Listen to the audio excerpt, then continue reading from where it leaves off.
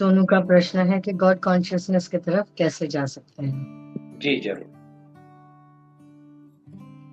God consciousness बहुत एक बेहतरीन शब्द का प्रयोग किया है आपने, क्योंकि ये कोई व्यक्ति नहीं है। गॉड एक पूरी व्यवस्था है, वो एक सिस्टम है जो चल रही है, एक ऊर्जा है जो इंटेलिजेंट है, अपने आप में ऑटोमेशन स्टेज में चल रही है, उसकी अपनी प्रक्रिया है ना। सो consciousness is an awareness. God का अर्थ होता है एक प्रक्रिया है जो हमेशा चलती रहती है, जिसमें क्रिएशन, मेंटेनेंस और उसका अंत, ये प्रक्रिया के अधीन सब कुछ चलता है, जिसे हमारे शास्त्र ने ब्रह्मा विष्णु महेश कहा है। इसे गवर्निंग ऑपरेटिंग डिवाइस, इसका एब्रेविएशन है God. Now governing operating device, इस स्थिति को समझना है तो हमें मोबाइल को अच्छा माध्यम बना के समझ सकते हैं। गवर्निंग जो मोबाइल की ऑपरेटिंग सिस्टम है, जो उसको गवर्न करती है, operating device, governing is the entire जो नेटवर्क है, स्पेक्ट्रम है, जो सिग्नल्स आते हैं जाते हैं, वो गवर्निंग है। ऑपरेटिंग सिस्टम डिवाइस का जो है आपके मोबाइल फोन का, वो, और डिवाइस आपका मोबाइल फोन, इसे कहते हैं गवर्निंग ऑपरेटिंग डिवाइस।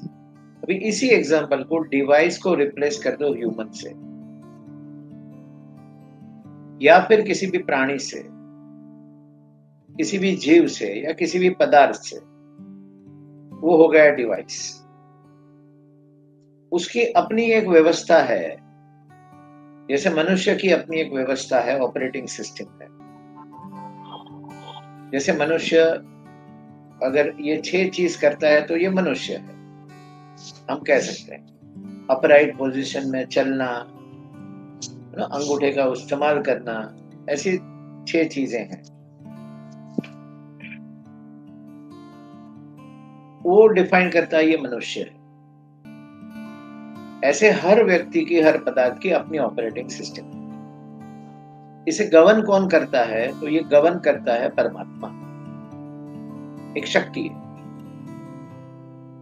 जो पूरे ब्रह्मांड में फैली, सर्वव्यापी है, सर्वत्र है, हर एक पदार्थ में है, हर एक व्यक्ति में है, हर एक कण में। लेकिन ये जो, इसे मैं फ्लोइंग सिस्टम कहूंगा, फ्लो होती है, ये पानी का बहाव होता है, ऐसे ये कॉन्शियसनेस का फ्लो होता है। अब असल में जो उसके बियॉन्ड एक एनर्जी है जो सदा से स्थिर है, जहां से कोई मूवमेंट नहीं होता है, लेकिन हर मूवमेंट उसके कारण होता है, वो स्थिति है actually a state of one consciousness.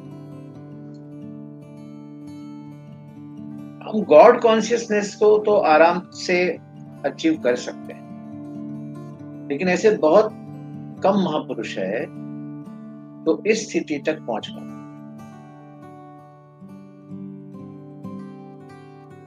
अब इस कॉन्शियसनेस की, गॉड कॉन्शियसनेस को कैसे पहुंचा जाए? तो अभी तक शास्त्रों ने और अनेक विधियां, अनेक रास्ते हमें बताए गए। मेडिटेशन से पहुंच सकते हो, ध्यान से पहुंच सकते हो। पतंजलि ने बहुत स्पष्ट शब्दों में कहा है, पहले ही सूत्र में उसने ये बता दिया है।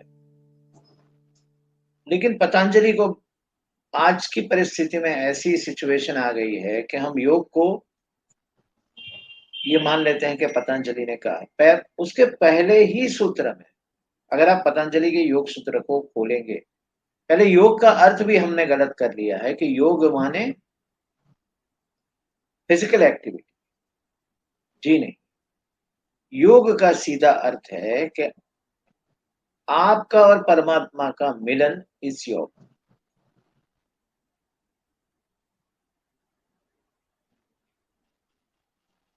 रीयूनाइटिंग। तो ये जो गॉड कॉन्शियसनेस की बात कर रहे हैं, वो जो कनेक्शन की बात कर रहे हैं, उसमें अब पतंजलि का पहला सूत्र अभी अभी मुझे स्पष्ट याद नहीं है, लेकिन पहले सूत्र में ही, उसकी शुरुआत में ही उसने रास्ता क्लियर कर दिया। और ब्यूटी क्या है कि वो पहले ही सूत्र से अल्टीमेट स्टेट की बात कर रहे हैं। तो सीधा और आसान रास्ता ये है। हजारों रास्ते हैं, लाखों रास्ते, लेकिन वो सारे लंबे, कॉम्प्लिकेटेड जो भी हो, एक सीधा रास्ता है कि मैं शुद्ध आत्मा हूं, ये भाव को आप पकड़ के रखें।